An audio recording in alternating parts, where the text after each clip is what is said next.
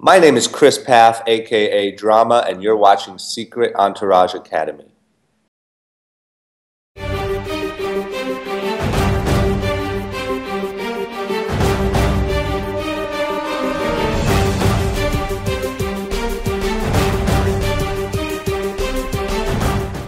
Alright, welcome to another awesome Secret Entourage Academy episode. Today we're excited to be speaking with Chris Pfaff, also known as Drama, a young entrepreneur who is the founder of a very successful clothing line known as Young and Reckless, a brand sold in over 3,000 stores and grown through social media.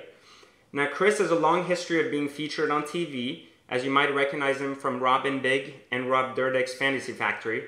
Chris is going to tell us how he went from being Rob's assistant to being a very successful and young CEO and entrepreneur, and how he leverages all of his millions of followers on social media to continue to promote and grow his brand. So welcome to the show, Chris. We love having you on today. Thank you for having me. So, let's just jump right into it. How did it feel to grow up on TV? Because you pretty much spent like 10 years of your life, I think, on TV, right?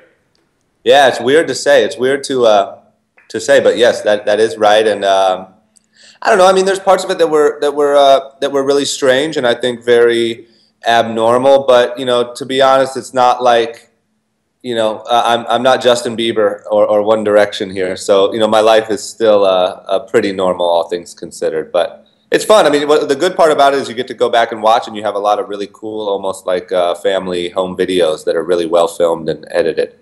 So, growing up on TV, that gave you a series of amazing opportunities. And obviously, the beginning of your career was living in Rob Dyrdek's shadow before pushing forward on your own. What Correct. was that aha moment that really allowed you to take that shift in your life and go your own direction?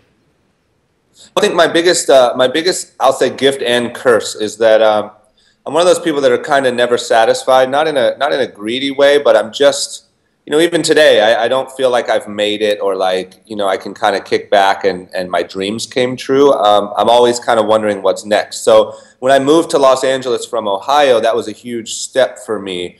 And obviously that took me, I don't know, I'd say probably a good, at least year, maybe 2 years of just settling in. I started working for Rob, being his personal assistant.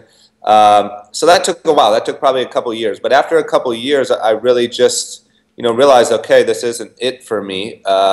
What's next? And how can I leverage what I'm doing now to do something more?